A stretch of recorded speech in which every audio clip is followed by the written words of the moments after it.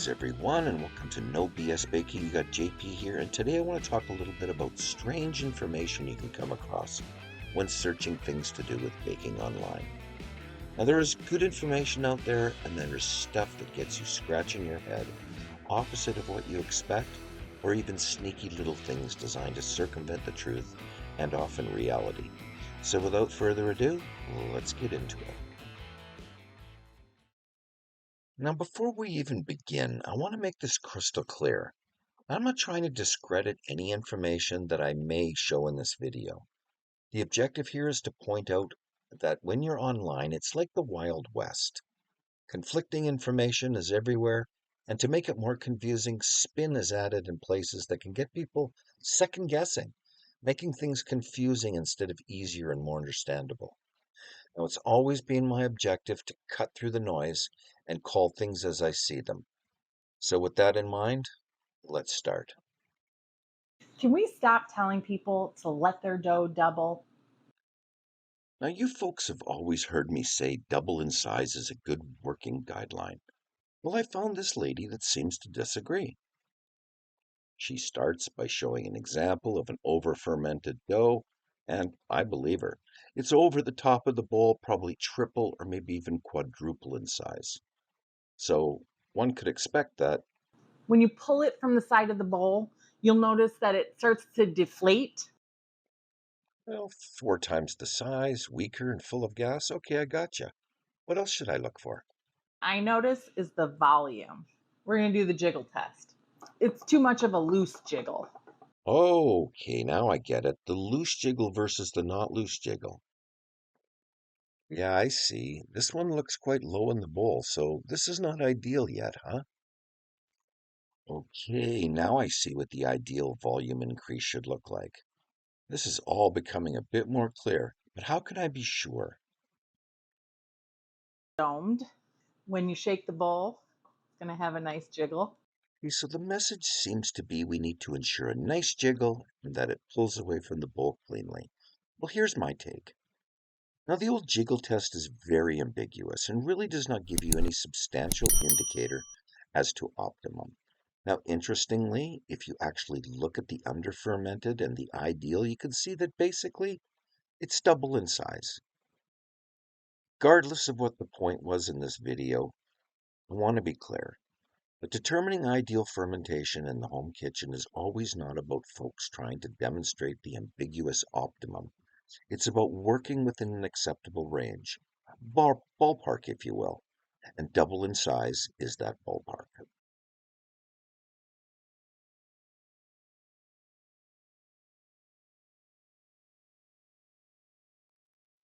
So in my travels online, I found this image posted on Reddit. Now the question was, is this dough supposed to be like pancake batter? Then the community chimed in with additional comments by folks that tried the recipe also. And apparently, the results had been disappointing for many. But why?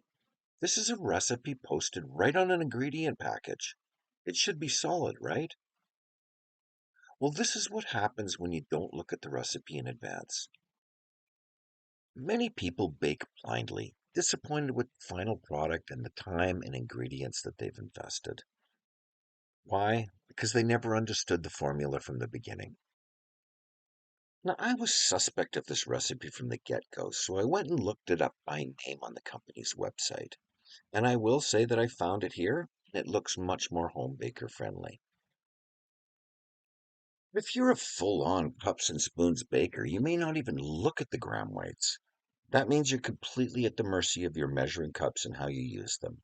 Now, 3 US cups of water should be about 710 grams, but even the cups themselves can introduce some variation. Then move into dry ingredients, where flour can settle, compress, be scooped or packed differently, and the variation gets even larger. Before you know it, you can easily be plus or minus 5 to 10% on a recipe without doing anything you would consider wrong.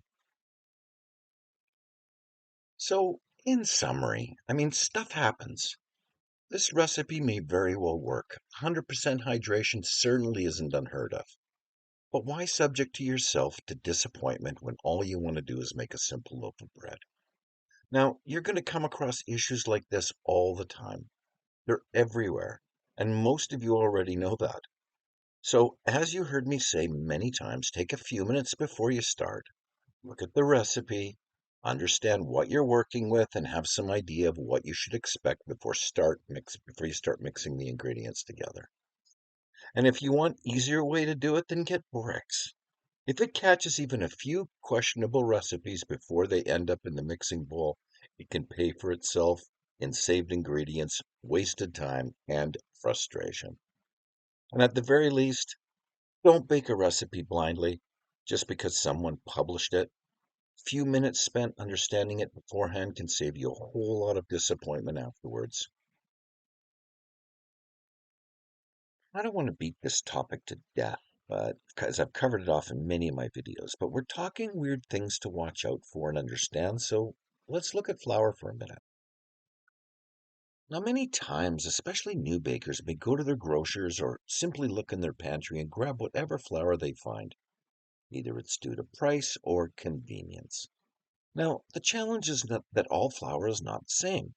Different protein, different additives, different milling, and different types all play a role on what you can expect at the end of your baking day.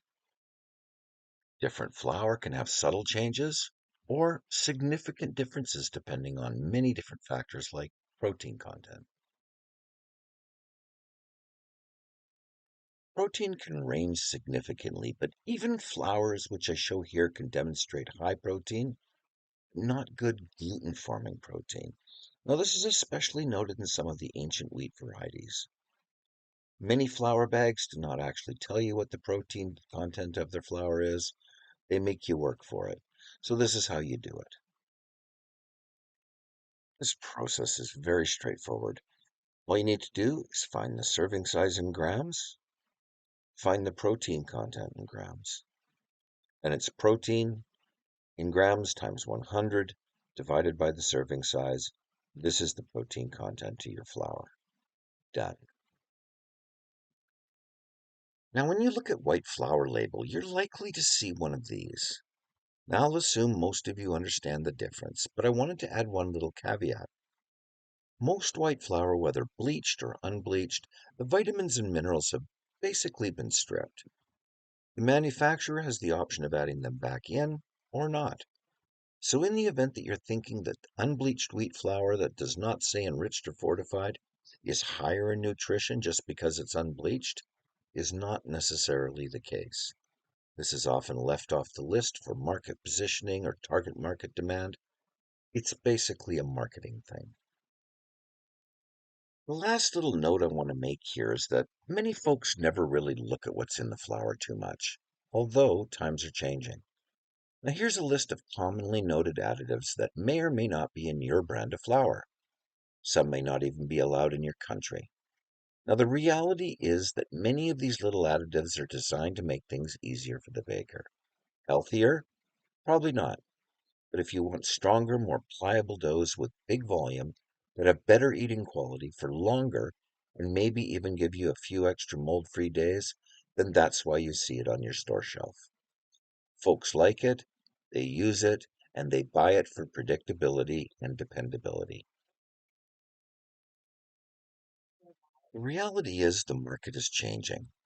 For folks that may be prepared to swap some of that predictability for a little less forgiving doughs or volume not quite as nice as before, for a cleaner, more label-friendly flour, then choices are available.